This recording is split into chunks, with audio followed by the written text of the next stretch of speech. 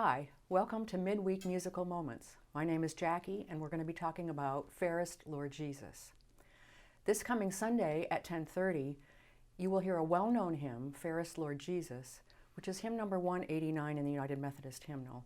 You're not going to hear it sung, however, but you're going to hear it played on the handbells, and we'll get to that in a couple minutes. Like many hymns, the tune and the words are arrived at separately and then put together by a third person to be put into a hymnal or another collection of songs. So in this case, we don't really know who wrote the song. However, it does have a long history, and we know some things about it back to the 1600s. It appeared in a German and Catholic hymnal in 1677 with one tune. Then, in 1842, the text was paired with a different tune and published in a different collection of sacred songs. Then, in 1862, Franz Liszt used the hymn tune as part of his oratorio called The Legend of St. Elizabeth. The tune was originally known as the Crusaders' Hymn, but due to distaste for anything having to do with the Crusades, the hymn tune was renamed in the Episcopal hymnal in 1982 and called St. Elizabeth. Today, there are multiple translations, tunes, and tune names currently in circulation, and many different keys for the hymn to be sung in. Fairest Lord Jesus is suitable for Lent because it gives praise and glory to Jesus Christ. It also extols the beauty of God's creation, making it appropriate for spring. The greater praise, however, is given to Jesus, who is the King of creation.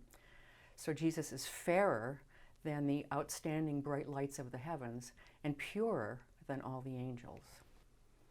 So on Sunday, what you will see is not 4 singers, but 4 handbell ringers playing this hymn. They're going to be arranged like singers, however, in high and medium and low voices, so you'll see soprano, alto, and tenor voices represented by 4 ringers, each of whom is going to have their own table of bells like I have here in front of me.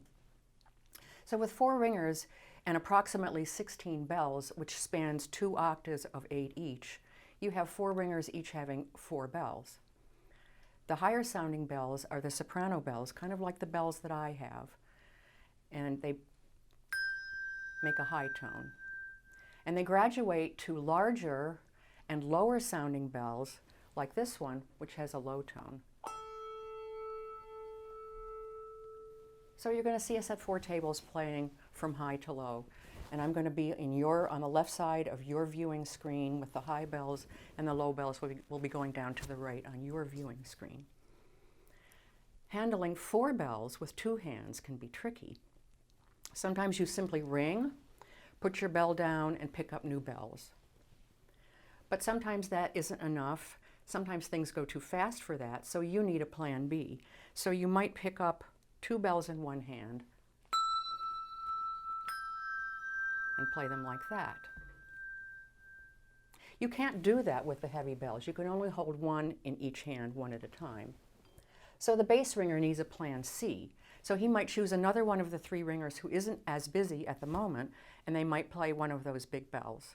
I'm one of those ringers, and I happen to have these big bells on my table because in Fairest Lord Jesus, Fred, who's the bass player, cannot ring all his bells when he needs to, so he needs the other ringer's help. So at various points, you'll see me picking up one or the other of these bells in the middle of what I'm doing with my high bells. What you will hear on Sunday is a little bit different from when you sing a hymn.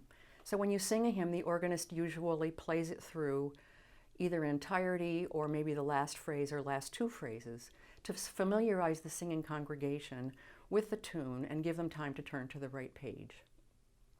In this bell setting, you have a shorter introduction of 4 measures and fragments of the tune which lead directly into the body of the tune, which is then stated in its entirety, followed by an ending phrase. So this is the introduction that you will hear.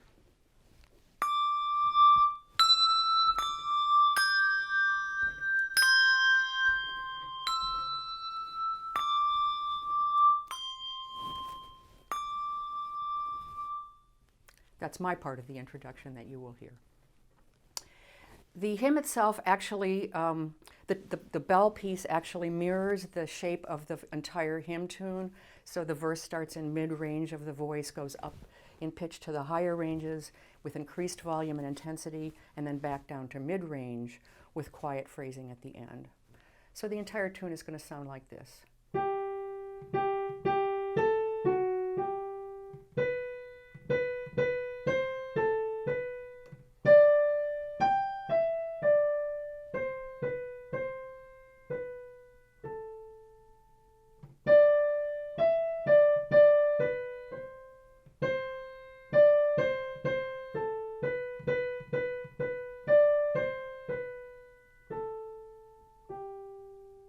So the tune has a beautiful arc, and I think that you're going to hear that when you hear the bell version that you're going to hear on Sunday. There is one final fact that I discovered about this particular hymn tune.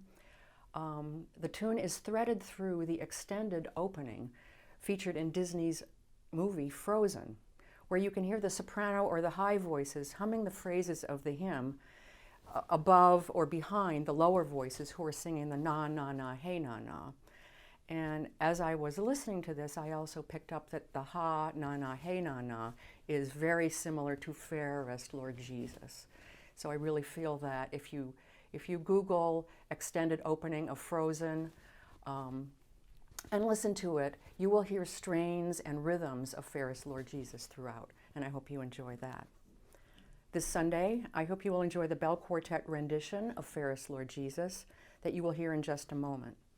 Know that as you listen, you are enjoying a hymn that Christians have sung and cherished for over 300 years, which is just as fresh today as it ever was, making it an intergenerational favorite. Thank you very much. I hope you enjoy the following recording. Have a good week and see you next week.